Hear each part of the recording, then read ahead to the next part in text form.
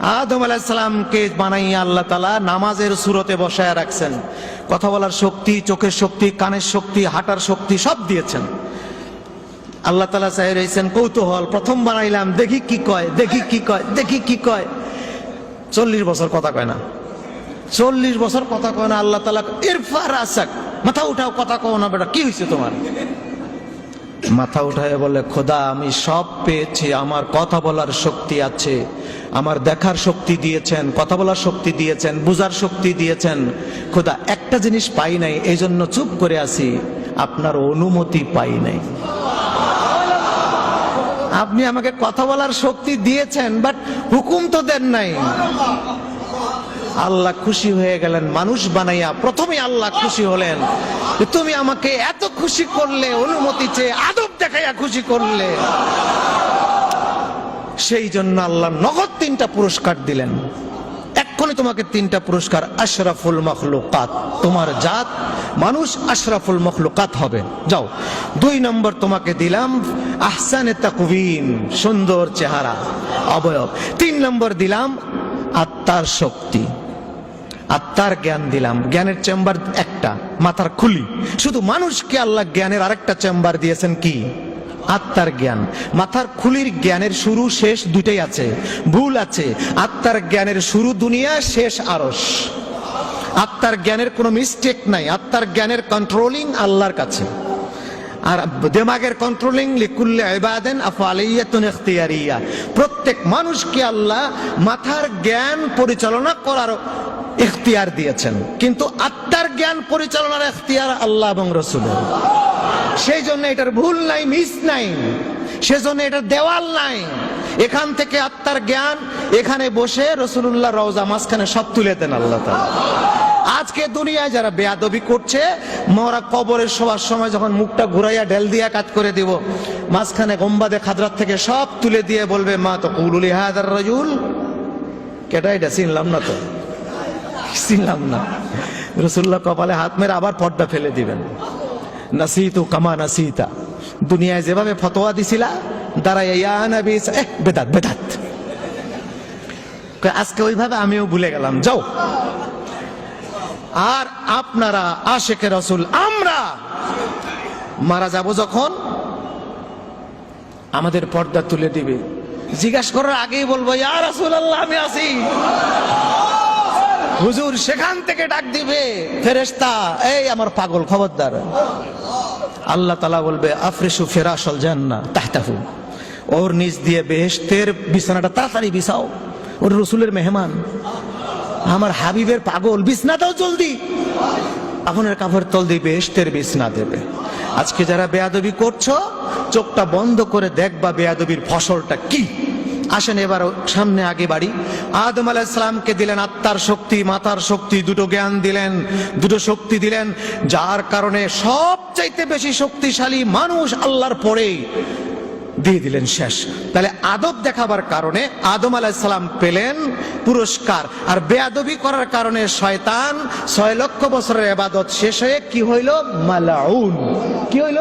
মালাউন। আল্লাহ কোরআন শরীফে বলেন, আমার রাসূলকে কথায় কাজে ইঙ্গিতে আকীদায়, 4টায়, কথায় কাজে ইঙ্গিতে আকীদায় মনোভাবে, 4টায়, কথায় কাজে ইঙ্গিতে আকীদায়, 4টা দিয়ে আমার রাসূলকে কেউ যদি কষ্ট দেয়, আমি আল্লাহ তার উপরে লানত দেই। যার উপরে আল্লাহর লানত তাকে বলা হয় মালউন। তো শয়তান, শয়তান কি? খালি মালাউন না, ফাদার অফ মালউন। আর এই ছোটটি এগুলি কি? Son of মালাউন।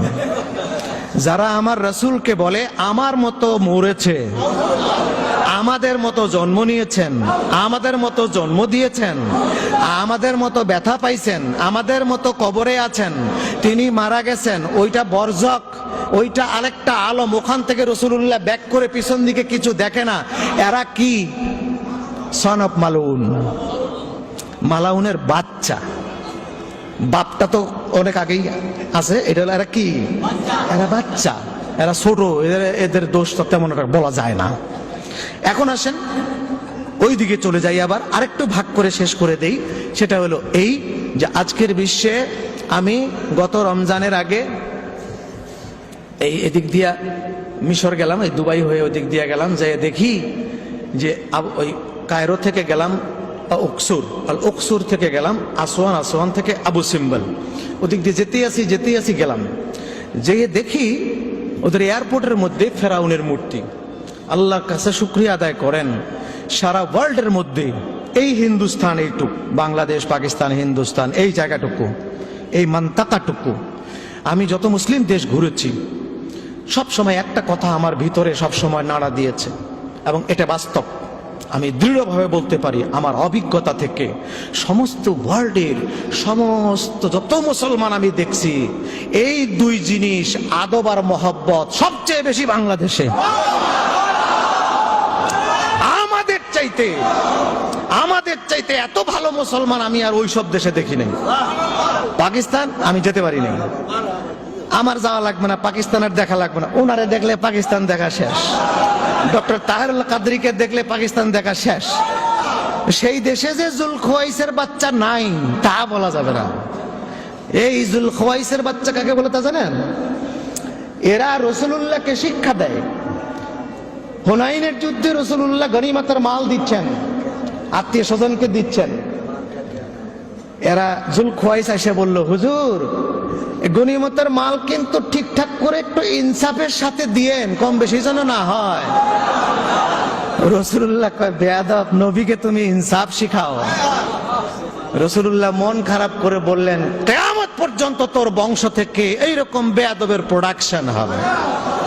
আর এই বেয়াদব এই হুনাইন থেকে ঘুরতে ঘুরতে ঘুরতে ঘুরতে ইন্ডিয়া হইয়া, পাকিস্তান হইয়া, বাংলাদেশেও, চিটাগাঙ্গেও যাবে না? চিটাগাঙ্গে নাই?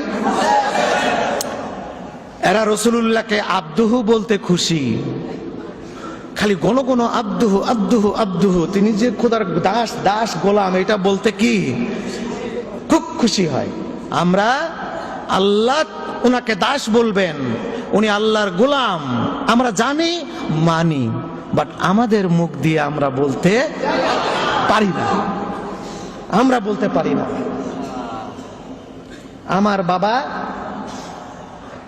পিয়নের চাকরি করে, আমি জানি আমার বাপ পিয়ন, কিন্তু আমি ছেলে হয়ে বলতে পারি না, ও পিয়ন।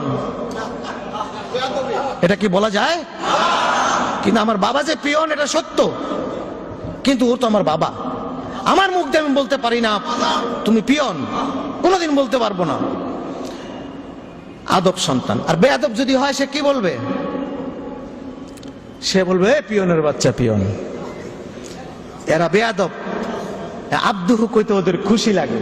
আর ওই বেয়াদব রাসূলুল্লাহর সামনে ফজরের নামাজ কাজা হইছে, সাহাবীর হুজুর বসে আছেন ফজর পরে, আরেকজন যাইয়া একামত দিয়া যা নামাজ শুরু করছে, তাব্বাত ইয়াদা সূরা দিয়া, তাব্বাত ইয়াদা আবিল লাহাব পড়তেছে। যেই নামাজটা পড়া হয়েছে রাসূলুল্লাহর কান টাইনে ধরছে, এই তুই তাব্বাত ইয়াদা সূরা সারা কোরআনে সূরা পাইলি না? জানোস না যে আবু লাহাবের বাইশটা বই রয়েছে? হ্যাঁ, সাহাবী থাইবে খুব হুজুর মাফ করেন, আপনার যে এরকম কাফের চাচার উপরে এত মায়া এখনো, এটা তো বুঝতে পারি নাই আমরা। তোর কাছে সূরা তাব্বাত ইয়াদা সারা নাই? উনি তো একটা দেখে হয়ে গেল। ভাইয়েরা আমার, তাহলে রাসূলুল্লাহ যদি একটা আবু লাহাবের উপরে হুজুরের এই সিম্পেথি থাকে কাফের হওয়ার পরেও, যতই কিছু হোক তুমি জানো সে আমার চাচা, আমার সামনে সূরাটা পড়লা কেন? তাহলে রাসূল আল্লাহ পাক আব্দুহু বলতে এরা টেস্ট পায়, টেস্ট, আব্দুহু বলতে টেস্ট পায়।